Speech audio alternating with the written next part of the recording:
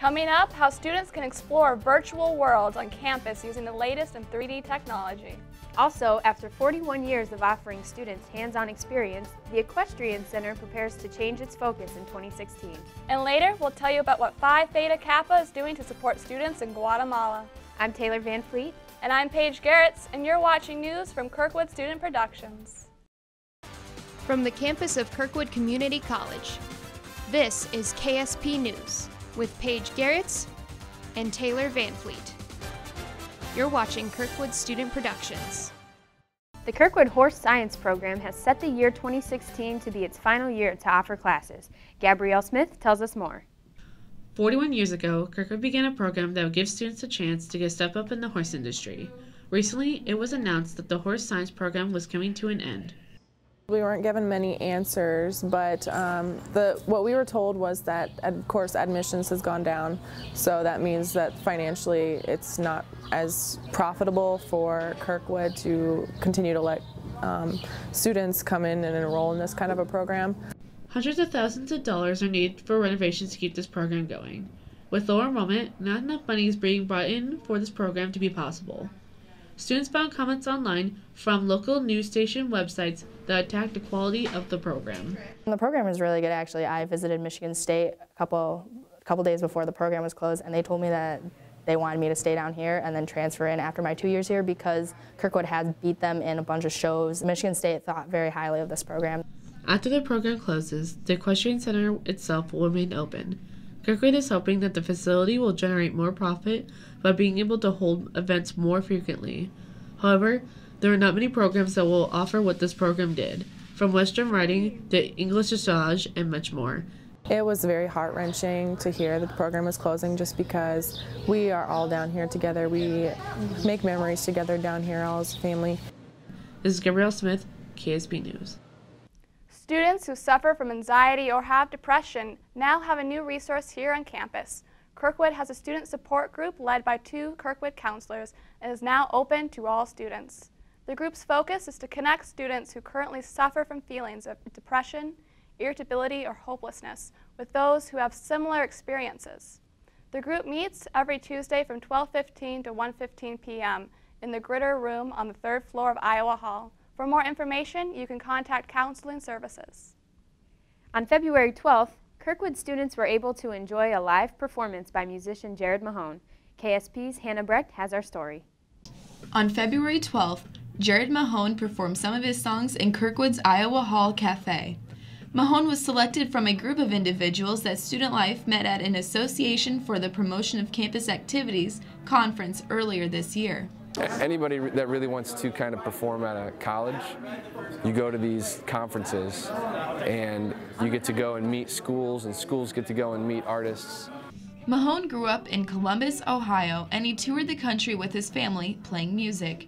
Mahone shared with us some of his biggest inspirations.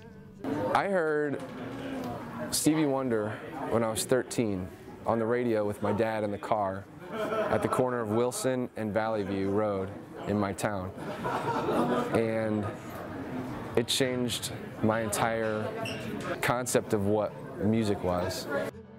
Mahone has been playing music and writing songs since he was in college.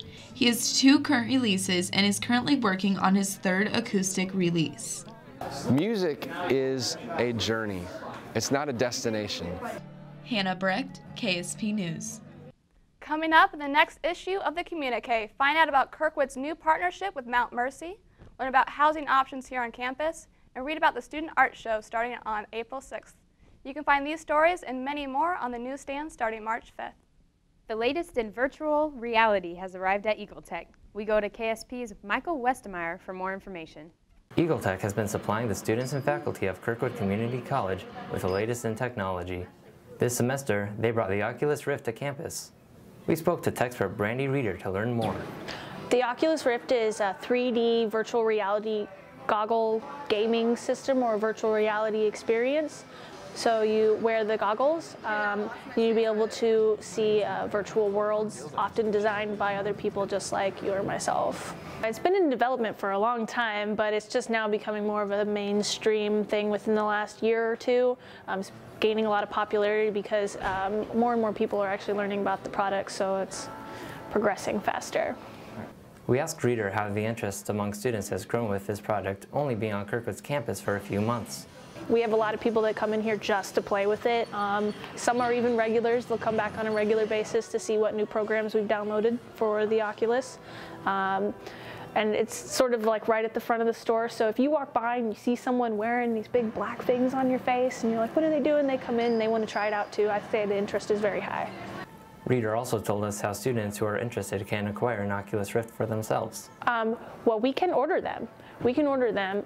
We don't sell them in store, but if someone had a high interest in it, we'd definitely be able to get them the goggles. The ones that we have here are simply for demo, though. Michael Westermeyer, KSP News. Coming up on KSP News, we'll tell you about the new learning management system students and faculty will be using in 2015. Hello, my name is Paige Gerjets, and welcome to this week's edition of Campus Views. With the current outbreak of measles on the West Coast, we went around asking students if they believe the government should require parents to vaccinate their children. Here's what they had to say. I mean, it's their choice, I guess, but I think the government should have a role in maybe persuading the parents to help out a little bit more. Yes, because they're basically putting other kids at risk because they have measles. Not a lot of people are vaccinated with it. It's just basically going to make another outbreak. It's going to go through all the cities, all towns. It's basically self-explanatory though, but yeah, everybody should get vaccinated.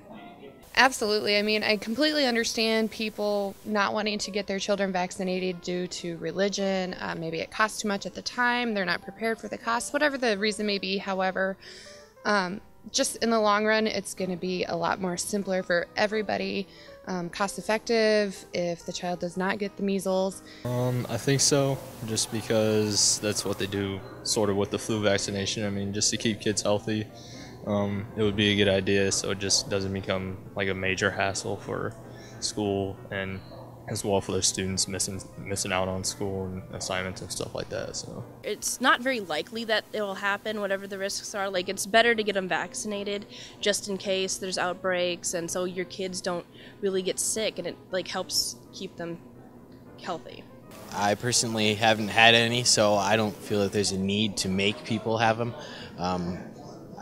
I've heard that they could cause problems in the future, and I think that there's possibilities with that. I haven't done enough research to have a solid answer though. Oh, I think it's terrible. I mean, I personally feel like you should be able to make the judgment call on if you need to get vaccinated or not, because it is proven that kids are susceptible to be allergic to like vaccinations and stuff. I mean, I believe in vaccinations, but I don't. That's just one more thing they can tell us what to do, So I guess I don't think it should be a law. I think it should be like the parents' choices, because like some people don't like the medicines or like vaccines, and like people are organic and you don't want to put that in your body, so like you shouldn't force someone. It's kind of like our right. Well, it should stay the way of the parents and not have it being a law. Next thing you know, they'll be enforcing us all to get like every vaccine possible, and then no one will have a choice. I think the vaccination should be a choice, just due to the fact that I don't think it will pass a law, because I think a lot of parents and families will just get very angry and it'll be outrageous, and so I think there'll be a lot of complaints. That concludes this week's edition of Campus Views. Be sure to check out our future Kirkwood student productions. Thanks for watching, and we'll see you next time. Since 2009, Kirkwood students and faculty have been using Angel, a learning management system that allows them to interact and connect via quizzes, drop boxes, and discussion boards.